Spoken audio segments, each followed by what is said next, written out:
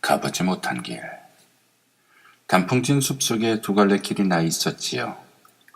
두 길을 다 가보고 싶었지만 그럴 수 없는 나그네의 몸이라 덤불 속으로 굽어 들어간 한쪽 길을 아쉬운 마음으로 오래오래 보고 있었습니다.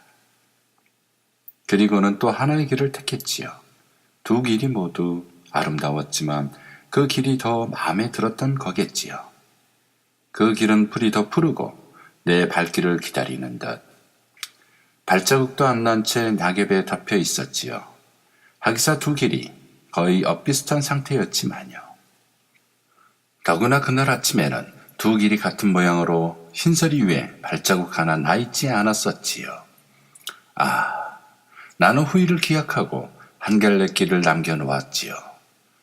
길은 길로 이어지는 것이기에 다시 돌아오기 어려우리라 알고 있었지만 먼 훗날 난 어디선가 한숨 지으며 말하겠지요. 숲속에 두 갈래 길이 있었는데 나는 사람이 덜 다닌 길을 택했지요.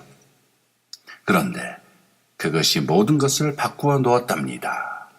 라고. 선택. 미국에 가면 제일 부러운 것이 도처에 나무가 많다는 사실이다. 특히 뉴잉글랜드 지방의 산에는 아름드리 나무가 무성히 있어서 아름답다 못하여 장엄하기까지 하다. 늦가을 어느 날 아침에 한 나그네가 이런 숲속을 걸어가고 있다.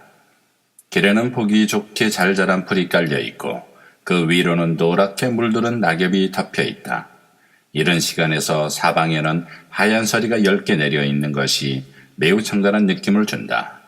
공기가 싱그럽고 기분이 상쾌하다. 문득 보니 길이 두 갈래로 나 있다. 초행길이니 어느 쪽이 더 나은지 알 수 없다. 망설이게 된다. 어느 쪽이 더 가까운가? 보아하니 양쪽 길이 한결같이 아름답다. 마음 같아서는 두 갈래 길을 다 가보고 싶다. 그 길들이 인도하는 곳에 무엇이 있을지 궁금하기 때문이다. 그러나 그는 갈 길 바쁜 나그네다. 마냥 그 자리에서만 서성거릴 수 없는 처지다. 망설이고 또 망설이다가 한쪽 길을 택하여 발을 옮겨놓는다. 그쪽이 좀 더 좋아 보였기 때문이다. 풀도 더 푸르운 것 같고 낙엽 위에 곱게 덮인 아침서리에는 아직 사람이 지나다닐 발자국이 안 보인다. 어서 오세요 하고 미소 지으며 손짓하는 것 같다. 그래서 그는 그 길을 선택한 것이기는 하지만 저쪽의 길에 대한 미련이 없는 것은 아니다. 다음에 여기에 또 한 번 올 기회가 있으면 그쪽 길을 걸어버리라고 마음속으로 다짐한다.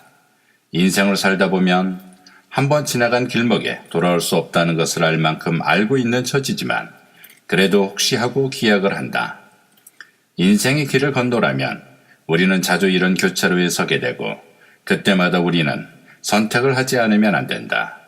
아침에 일어나서 산책을 나갈까 말까 하는 것에서 시작하여 저녁이 되어 몇 시에 잘 것인가를 결정할 때까지 하루에도 수백 가지 결정을 내려야만 한다. 그 많은 선택 중에는 대수롭지 않은 것도 있지만 때로는 인생을 송두리째 흔드는 선택도 있다. 결혼을 할 때가 그 좋은 예일 것이다. 여러 후보자가 있겠지만 그 모든 사람들과 결혼할 수는 없는 일이니 부득이 어느 한 사람으로 결정을 지어야만 한다. 그렇게 해서 결혼이 성립되고 10년, 20년 살아간다. 그리고 많은 세월이 흐르고 난 다음에 누구나 다 같이 어느 한순간에 프로스트의 넋두리와 같이 숲속에 두 갈래 길이 있었는데 나는 사람이 덜 다닌 길을 택했지요. 그런데 그것이 모든 것을 바꾸었답니다. 라고 하면서 한심 쉴 때가 있을 것이다. 프로스트는 직업 선택에서 많이 고민한 것 같다. 그는 20세 때부터 자작시를 발표하기 시작하였고 그 농사를 지으면서도 꾸준히 시를 써나갔다. 사실 인적 드문 뉴햄프셔에서 농사를 짓고 잊자면 친구가 없어서 긴 고독과 씨름하며 살아가는 수밖에 없고 그는 이 고독을 달래기 위하여 시를 썼을 것이다. 그는 시인도 되고 싶었고 좋은 농사꾼이 되고도 싶었을 것이다. 사실 무명 시인이 시만 써서 아내와 4자녀를 먹여 살릴 수 없었고 그가 알고 있는 유일한 생활 수단은 농사 짓는 일이었기에 그는 1912년에 영국에 건너가서까지도 농사를 짓고 있었다. 그의 시를 보면 그는 무척 자연을 사랑했고 농사 짓는 일을 즐긴 것 같다. 그러나 그의 마음속에는 항상 둘 중 하나로 선택해야지 하는 갈등이 있었을 것이다. 나 역시 대학 다닐 때 나의 진로를 놓고 많이 고민한 적이 있었다. 영시를 공부할까 피아노에 몰두할까 많이 고민하였는데 그때 이 시를 처음 읽게 되었고 그때부터 나는 이 시를 읽으면서 많은 위안을 받아왔던 것이다.